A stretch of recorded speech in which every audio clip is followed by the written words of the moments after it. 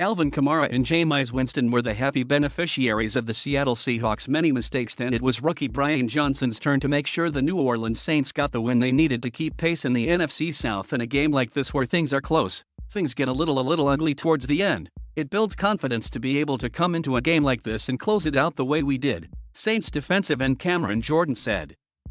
Johnson kicked a 33-yard field goal with 1:56 remaining in his NFL debut, and New Orleans outlasted Seattle 13-10 on Monday night. Kamara carried the load for New Orleans and Winston made a handful of plays when needed, but the Saints escaped Seattle thanks largely to a series of blunders by the home team, which is sorely missing injured quarterback Russell Wilson.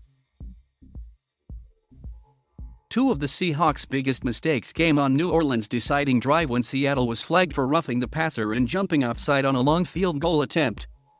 Both penalties gave New Orleans first downs, and Johnson's field goal coming out of the 2-minute warning put the Saints ahead. Johnson, a rookie from Virginia Tech, made an extra point in both field goal tries, connecting from 21 yards in the first half.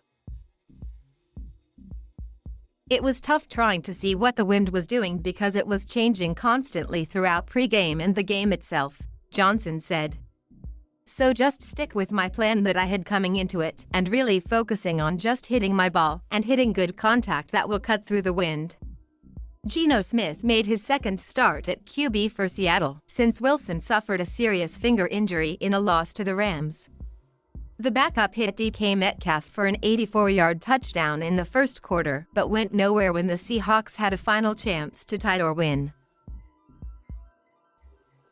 Smith was sacked on consecutive plays by Malcolm Jenkins and Demario Davis. On 4th and 28, Smith was pressured again and his throw to Metcalf fell incomplete. Smith went 12 of 22 for 167 yards, half coming on the TD toss to Metcalf, and was sacked 5 times as Davis, Kamara Jordan, and others made his night uncomfortable. Seattle has lost 3 straight for the first time since 2011 and fell to 0-3 at home for the first time since 1992. Although both defeats with Smith under center have been by 3 points, the Seahawks aren't the same without Wilson, who's out until at least mid-November. I've been here a long time, and if we didn't have Russell, I probably wouldn't have been here a long time because of all the magic he has created over the years, Coach Pete Carroll said. Kamara finished with 10 catches for 128 yards and a 13-yard TD reception late in the first half. It was his 5th career regular season game with double-digit receptions. He rushed for 51 yards. Winston was 19 of 35 for 222 yards and added 43 yards rushing. He also made enough plays, thanks to Seattle penalties, to get the Saints in range for the winning field goal. Seattle appeared to get a stop, but Marquise Blair was called for roughing the passer on a 3rd down sack after hitting Winston with the crown of his helmet. Kamara then sprinted past a blitz for 12 yards on 3rd and 10, and the Saints were in field goal range. Al Woods jumped offside as Johnson lined up for a 43-yard attempt, allowing New Orleans to burn another 90 seconds off the clock before Johnson made the shorter try. "We got to get right," Seattle linebacker Bobby Wagner said. "We've got to really fix our mistakes, play smarter, make less penalties."